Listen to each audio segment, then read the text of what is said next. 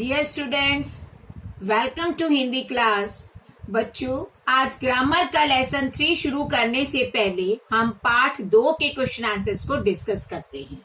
Part 2 के मैंने आपको 2 प्रश्न दिए थे। वर्ण किसे कहते हैं, यह कितने प्रकार के हैं? आपका उत्तर यहाँ पर है। भाषा की सबसे छोटी इकाई को वर्ण कहते हैं। वर्ण के 2 प्रकार हैं, ऐसे आपने बनाना है, वर्ण, स्वर और व्यंजन। उसके बाद दूसरा मैंने आपको प्रश्न दिया था, स्वर और व्यंजन में भेद जो है परिभाषा बताकर कीजिए। आपने ये आपको मैंने पेज पे लिखकर आपको दिया था। स्वर, आपने ये डेफिनेशन लिखनी है। जिन वर्णों का उच्चारण किसी अन्य वर्ण की सहायता के बिना किया जाता है वे स्वर कहलाते हैं। इसके उच्चारण में हवा मुख से बिना किसी रुकावट के बाहर निकलती है।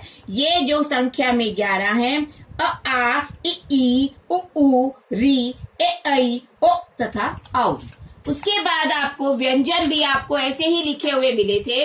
व्यंजन में था जिन वर्णों का उच्चारण स्वरों की सहायता से किया जाता है वे व्यंजन कहलाते हैं। इनके उच्चारण में हवा अवरुद्ध होकर मीन्स रुककर जो है वो मुख से बाहर निकलती है। ये मूल रूप से 33 होते हैं। आपने बताना है इसका जो है क से ह तक, क ख ग घ इंगा, च छ ज ज इणा, त थ द द अणा, च ट ठ ड ड न, त थ द द न, प फ भ भ म, य र ल व, श ष स ह। ये बात हुई पार्ट 2 के प्रश्न उत्तर की। अब हम करते हैं शुरुआत अपने पार्ट 3 वर्तनी व्यवस्था से। वर्तनी में हम सबसे पहले आपको बताना चाहूंगी मैं, वर्तनी व्यवस्था होती है स्पेलिंग सिस्टम। बच्चों, स्वर के चिन्ह होते हैं। स्वर के चिन्ह होते हैं, जैसे आ का यह चिन्ह है काजल, काम। उसके बाद इ का यह चिन्ह है किला, कितना। उसके बाद ई का यह चिन्ह है कील, कीमत। इसके बाद उ यह चिन्ह है कुर्ता, कुछ। ऊ, बड़े ऊ की मात्रा ऐसे करके लगाते हैं, स्कूल, सूरज। उसके बाद री का चिन्ह हमेशा नीचे ऐसे लगाया जाता है, वृक्ष, कृपा। आपने ध्यान हमेशा देना है, अ की कोई मात्रा नहीं होती इसमें। ये देखिए शब्द की ओर देखिए, कलम, क्वच, इसमें कहीं पर भी किसी भी मात्रा का प्रयोग नहीं किया गया। ए का प्रयोग यह है केरल, करेला। आई का इसमें 2 बार है सदैव, कैलाश। ओ का कोयल, मोर। और औ का जो है कौन, कौशल। इस तरह स्वर 11 हैं, वो मात्राएं हमारी 10 हैं। अब र के रूपों का वर्णन करते हैं। र के कौन से रूप होते हैं? एक साधारण रूप है जैसे राम, रमन। र से राम, र से रमन। एक रूप स्वर रहित होता है जो व्यंजन से पहले आता है, जैसे कर्म और सर। ये सी वाला जिसे आपको हम बोलते हैं अक्सर र, ये वाला ये होता है कर्म। म जो व्यंजन है और प भी व्यंजन है। यह रूप व्यंजन के बाद जुड़ता है और स्वर मुक्त होता है, जैसे प्रभा, प्रभात। यानी कि पदेन का रूप में है, प के नीचे लगा हुआ है, इसीलिए इसे पदेन रूप कहा जाता है। एक रूप ट्वर्ग व्यंजनों के नीचे लिखा जाता है, जैसे ट्रक, ड्रम, राष्ट्रीय और ड्रामा। ये जो पूरा आपने देखा है ट और ड, ये सब क्या है? हमारे ट्वर्ग रूप हैं, उसके व्यंजन हैं। उसके बाद अनुस्वार। अनुस्वार देखेंगे, शिरोरेखा के ऊपर बिंदु है। जो ध्वनियां केवल नाक से निकलती हैं, इनका चिन्ह केवल बिंदु के रूप में लगाया जाता है, जैसे अंत, घंटी। आप इसका उच्चारण करेंगे केवल नाक से हो गई। उसके बाद संतरा। अब है अनुनासिक। इसमें शिरोरेखा के ऊपर चंद्र बिंदु होता है, अकेला चांद नहीं होता, इसमें बिंदु भी होता है, इसलिए चंद्र बिंदु कहा जाता है।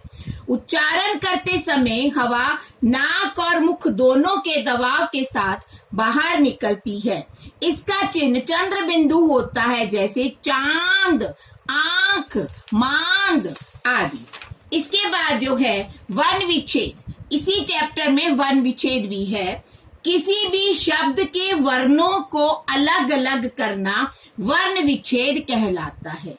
जैसे हमारे पास शब्द है पूजित, प व्यंजन, उ स्वर, ज के नीचे हलंत लगाया व्यंजन, इ स्वर, त के नीचे हलंत लगाया अस्वर। जब हलंत लगाते हैं इसका अर्थ है इनमें स्वर लगाए गए हैं, तभी ये पूरे होंगे। उसके बाद एक शब्द है चैतन्य, च, इसके है ऐ, त, अ, न, य, अ। ये जो न है ये आधा है, इसको स्वर नहीं मिला, इसलिए इसके साथ कोई भी स्वर नहीं है।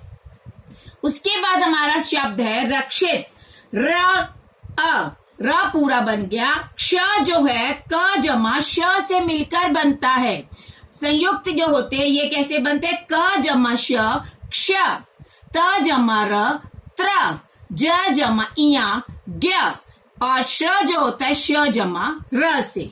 इसी तरह ई त जमा अ, तृप्ति। अब री है इसमें स्वर, त जमा री स्वर है, आगे है प, इसमें कोई स्वर नहीं है, त को छोटी ई का स्वर दिया गया है। अगला शब्द है निखिलेश, न के नीचे व्यंजन के ये आधा है क्योंकि स्वर जो है इसको दिया जाएगा तब जाके पूरा बनेगा। इ, ख, इ, ल, ए, और श जो है अ।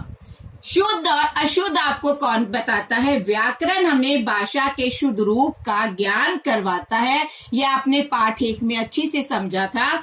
अब इसमें शुद्ध और अशुद्ध है।